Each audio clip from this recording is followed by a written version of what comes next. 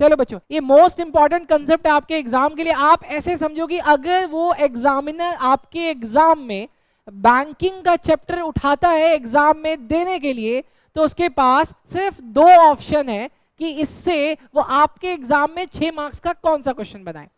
पहला क्वेश्चन वो बनाएगा फंक्शंस ऑफ सेंट्रल गवर्नमेंट, जहां पे आपको वो सीधा क्वेश्चन पूछ सकता है कि बताओ कंट्रोलर ऑफ मनी, बताओ supplier and demand for money के लिए वो सेंट्रल बैंक कैसे काम करती है, बताओ लास्ट लेंडर क्यों है, इस तरीके की बात है। अगर वो उस सेक्शन को नहीं उठा रहा तो मोस्टली चांसेस हैं कि आपके एग्जाम में पूछेगा money creation and money multiplier. अब आप मुझसे अगला सवाल पूछो कि सर आपके हिसाब से या आपके एक्सपीरियंस से ये टॉपिक एग्जाम में कितनी बार आया है। बेटा अगर 10 बार बैंकिंग आया है तो 7 बार ये आया है। अगर 10 बार आपके एग्जाम में बैंकिंग पूछा गया है तो 7 बार ये पूछा गया है। अब आप लोग इस बात से समझ गए होंगे कितना इंपॉर्टेंट है। अगर समझ में आ गया तो शुरू करते हैं। Money creation. सर जब मैं आपको मनी का चैप्टर पढ़ा रहा था तब मैंने आपको बोला था कि इंडिया में मनी यूजिंग सेक्टर दो हैं। मनी यूजिंग सेक्टर, पहला पब्लिक, दूसरा बिजनेस फर्म्स। फिर मैंने आपको पूछा था ये मनी क्रिएटिंग सेक्टर कौन है। मुझे अब तक ये पता था कि भारत में पैसा सिर्फ आरबीआई बनाती है और 1 रुपये का नोट और कॉइन्स MOF बनाती है, मिनिस्ट्री ऑफ फाइनेंस बनाती है। लेकिन सर बैंक भी पैसा क्रिएट करती है, ये कोई अजीब सी बात नहीं हो गई? नहीं हुई। बैंक पैसा वर्चुअली क्रिएट करती है, वो पैसे की वैल्यू इंक्रीज करती है। कैसे, इसको समझने के लिए हम पहले देखते हैं एग्जाम्पल के थ्रू। पहले थोड़ा सा पढ़ते हैं sir. It is one of the important activities of commercial bank. Through money creation commercial banks are able to create credit which is far excess of initial या प्राइमरी डिपॉजिट। एक minute, इसका कहने का मतलब था विच इज फार एक्सेस, मतलब अगर किसी ने इनिशियली बैंक में 1000 करोड़ रुपए जमा करा दिए तो ये लोग उसको बहुत तेजी से 5000 करोड़ बना देते हैं। ओ तेजी के सर, अगर मैंने बैंक में आज 1000 रुपए जमा कराए, आज इन जस्ट 24 आवर्स बैंक उस 1000 को 5000 रुपए बना देता है। ओ तेजी के, तो सर वे बैंक ही खोल लेते हैं ना। खोलेंगे बेटा, खोलेंगे। मैं आपको बताऊंगा बैंक भी कैसे खुलता है, लेकिन आज नहीं, कभी और। अगली बात, let us see the process of money creation. Concept can be understood by making 2 assumptions। यहाँ पे जो 2 लिखा है ना बेटा, ये इसकी स्पेलिंग है TWO2। ये 2 assumptions आपको बनानी है बेटा।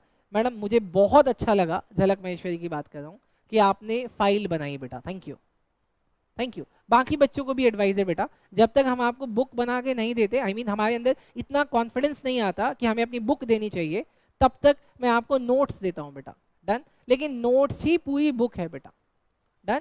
हर साल मैं इसको थोड़ा थोड़ा अमेंड करता रहता हूँ और अच्छा बनाने की कोशिश करता रहता हूँ, ठीक। वैसे तो वेल टेस्टेड है, आपको पता है कि इसको नोट्स को पढ़ के बच्चे 100 मार्क्स ला रहे हैं, फिर भी मेरी कोशिश रहती है मैं इसको और अपग्रेड कर दूं, और अपग्रेड कर दूं, और कंसाइज कर दूं, डन। चलो सर, अब आपको 2 assumption लेने। और assumption number 1, the entire commercial bank system is 1 unit. अब आप ऐसे मान लो कि इस पूरे इंडिया में एक बैंक है, सिर्फ बैंक का नाम है P आनंद बैंक, डन। दूसरा assumption, all receipt and payment in the economy are routed through bank. अब दूसरा assumption ये मान लो, इंडिया में अगर कोई गोलगप्पा भी खा रहा है ना तो वो भी ऑनलाइन पेमेंट करता है। मतलब आज तक किसी ने पैसे देखे ही नहीं है, सारी ट्रांजैक्शन ऑनलाइन हो रही है, डन। 2 बात समझ में आ गई। पहली बात, सिर्फ एक बैंक है और सारी ट्रांजैक्शन उसी बैंक से हो रही है, डन। अगर ये 2 assumptions मान ली तो अब इन 4 पॉइंट्स को कर लो आप मेरे साथ। सर 4 पॉइंट्स क्या है? अरे अब ये ऊपर कैसे जाएगा, ये तो लॉक हो गया।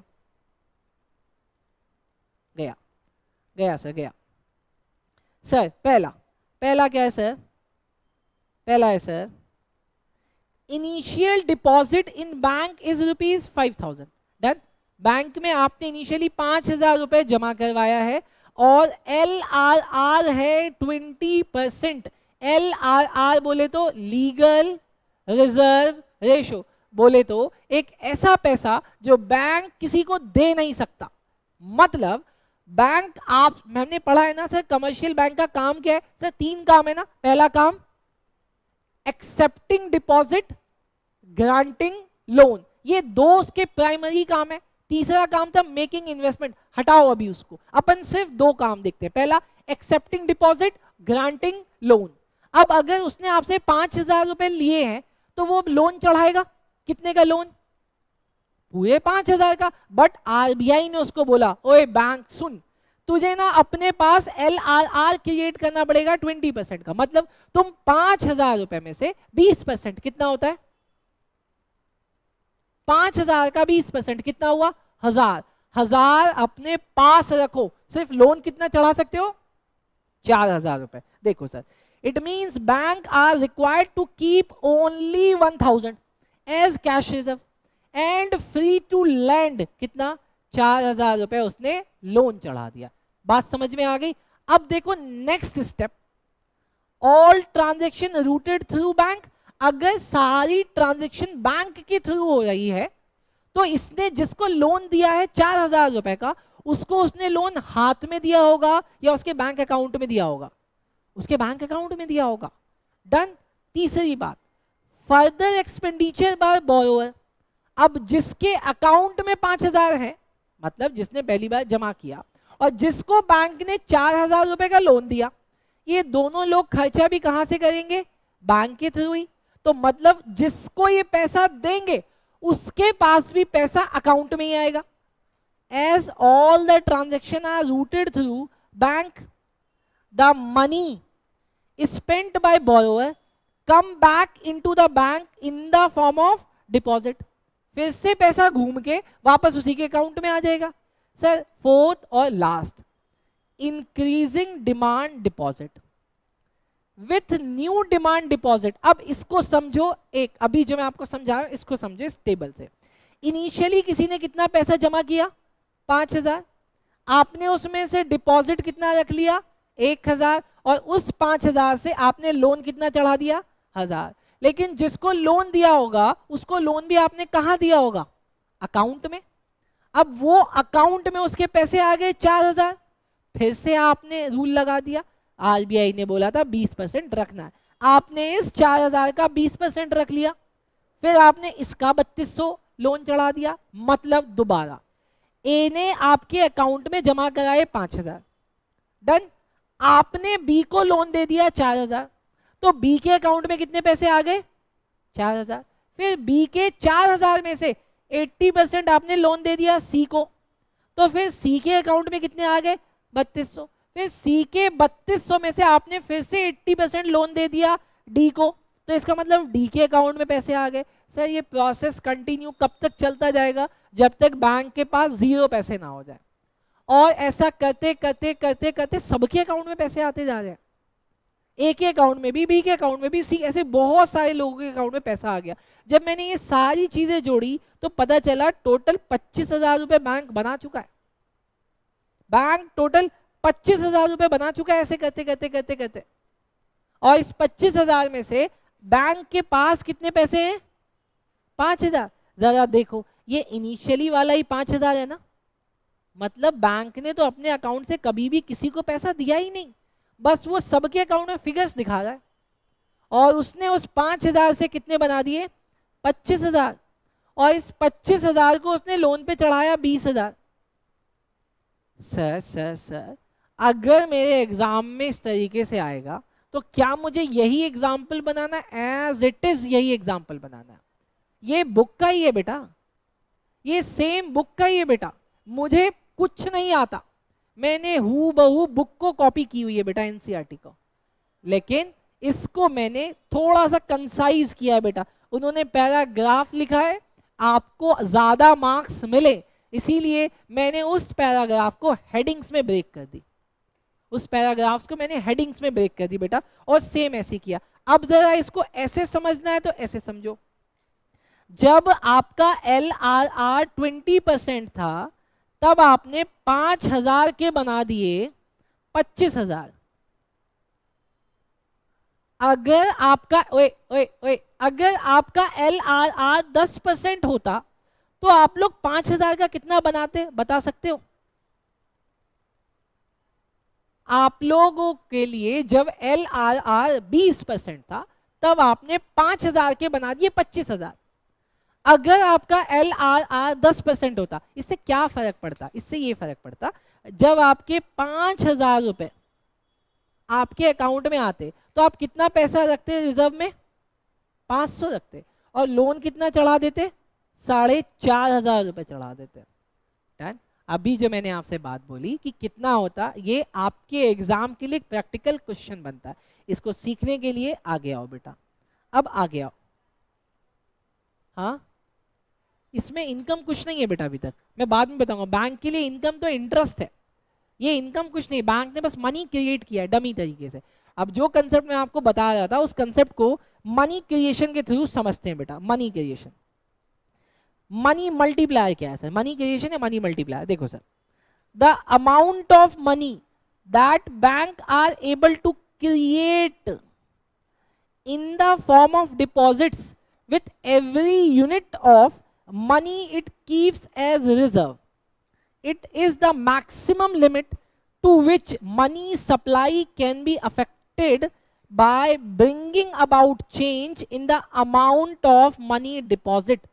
वो कहना ये चाह रहा है कि आप जितना इनिशियल डिपॉजिट डालोगे और आपका LRR का रेट जितना होगा उस हिसाब से बैंक मनी को क्रिएट करती है। सर इसको सिंपल शब्दों में समझाओ तो मैं एक छोटा सा डेफिनेशन लाया हूं। देखो, मन यही वाला याद भी रखना है आपको, ये समझ में भी आएगा। सर क्या ये आपने बनाया है? मैं पहले भी बोल चुका हूं, मैं अपना कुछ नहीं बनाता।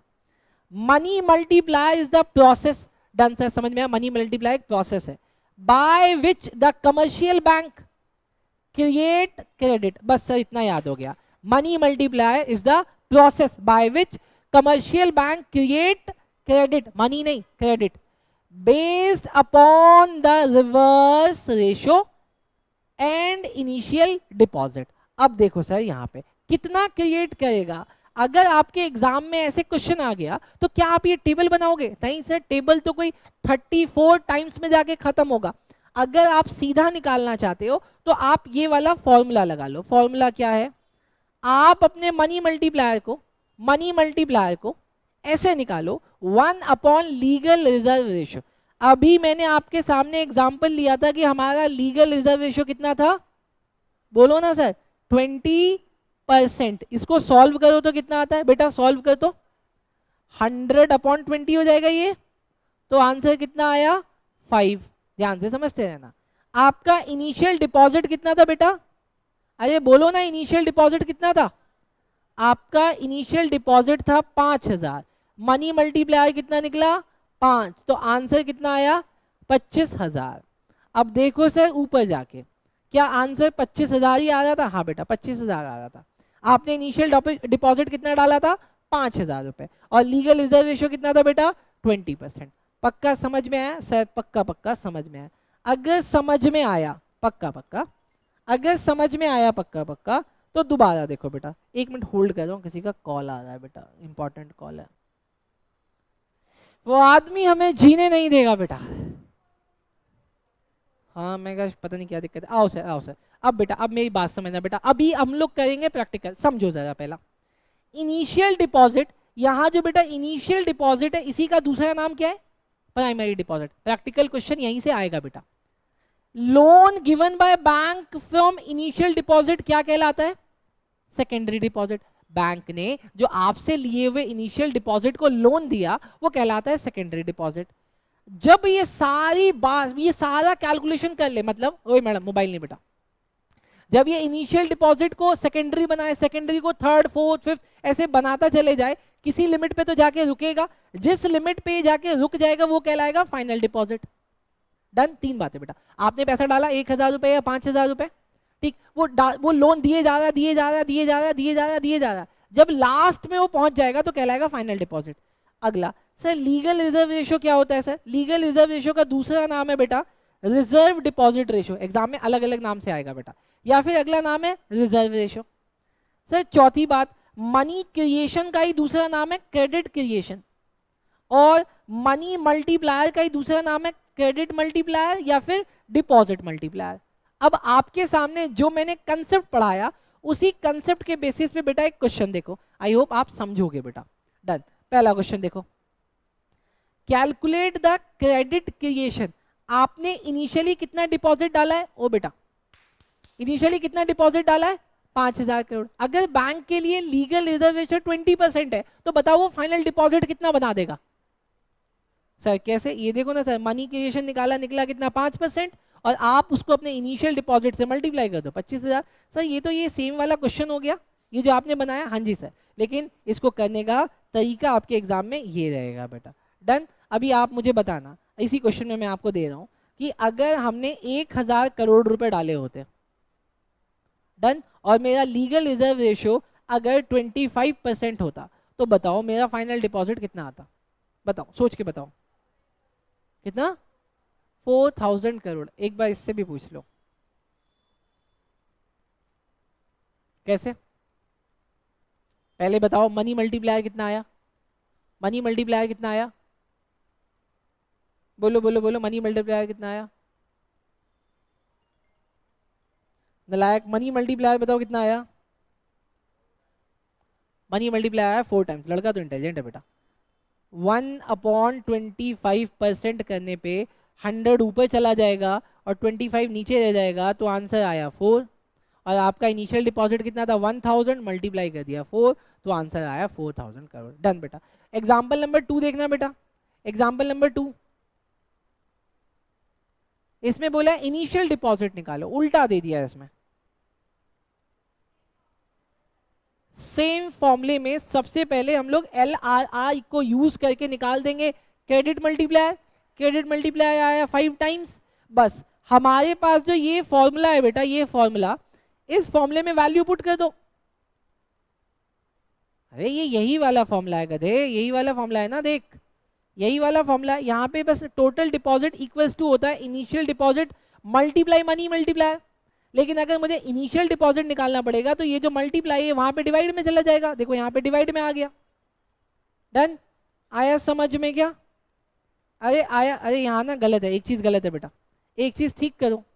यहाँ ना LRR नहीं लिखाएगा, यहाँ क्या लिखाएगा? Money multiply. ये चेंज करो, ये चेंज करो। डन। एग्जाम्पल नंबर 3 करो बेटा, example number 3, example number 3। Sir इसमें क्या निकालना है? इसमें क्या निकालना है? LRR निकालना है बेटा। देखो बेटा सेम फॉर्मूला था, सेम फॉर्मूले को यूज करके मैंने निकाल दिया मनी मल्टीप्लायर। मनी मल्टीप्लायर कितना निकला? 5 टाइम्स। अब उसको मैंने इस वाले फॉर्मूले में रख दिया बेटा, इस वाले फॉर्मूले में मनी मल्टीप्लायर वहां रख दिया बेटा, आंसर आ गया पॉइंट में, और पॉइंट हटाने के लिए परसेंट लगा दिया 20%। आई होप आपको आ गया बेटा। आपके बैंकिंग का पार्ट 1 आज खत्म हो गया। पार्ट 2 में हम लोग अलग अलग चीजें देखेंगे जो एग्जाम में वर्ड टू वर्ड आ जाती है, जैसे रेपो रेट क्या होता है, रिवर्स रेपो रेट क्या होता है, LRR क्या होता है, SLR क्या होता है, मार्जिन मनी क्या होती है, डिस्काउंट रेट क्या होता है, ये सब चीजें देखेंगे बेटा। पार्ट 1 खत्म। थैंक यू बेटा। लाइक शेयर सब्सक्राइब वैसे तो करते नहीं हो तुम लोग, लेकिन करो।